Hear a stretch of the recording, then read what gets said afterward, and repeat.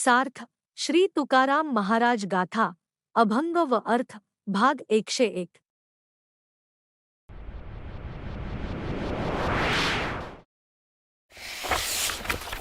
अभंग क्रमांक 202।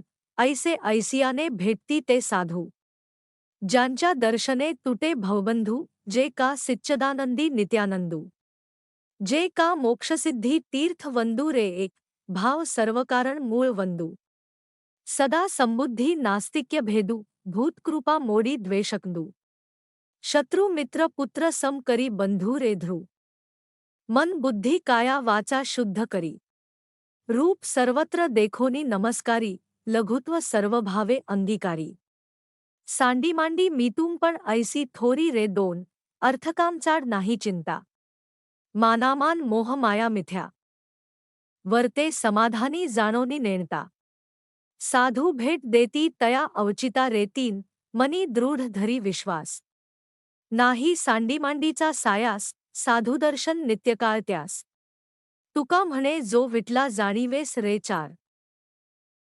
अर्थ, जे आपल्या आनंदात निमग्न असतात, ईश्वरचिंतनात ध्यानमग्न असतात, त्यांच्या ठिकाणी नेहमीच सच्चिदानंद पद असते, त्यांच्या पायाशी सर्व तीर्थ व मोक्ष असतो, अशा साधूंच्या दर्शनाने सर्व पाप नाहीसे होतात व भव बंध तुटतात।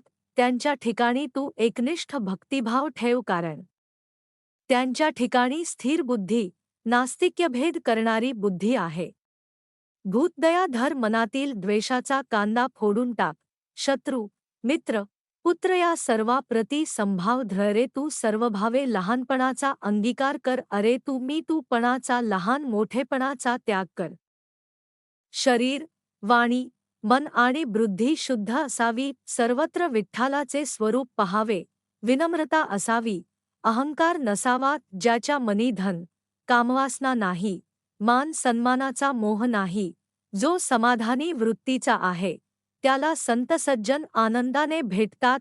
तुकाराम महाराज म्हणतात, मनामध्ये विठ्ठलाविषयी दृढ विश्वास धरा, आणि जो इतर कोणताही खटाटोप करीत नाही व जो प्रपंचाला विटला आहे, ज्याने आवड निवड टाकून दिली आहे, त्याला संत सज्जन नित्य भेट देतात, साधू दर्शन नित्य घडते।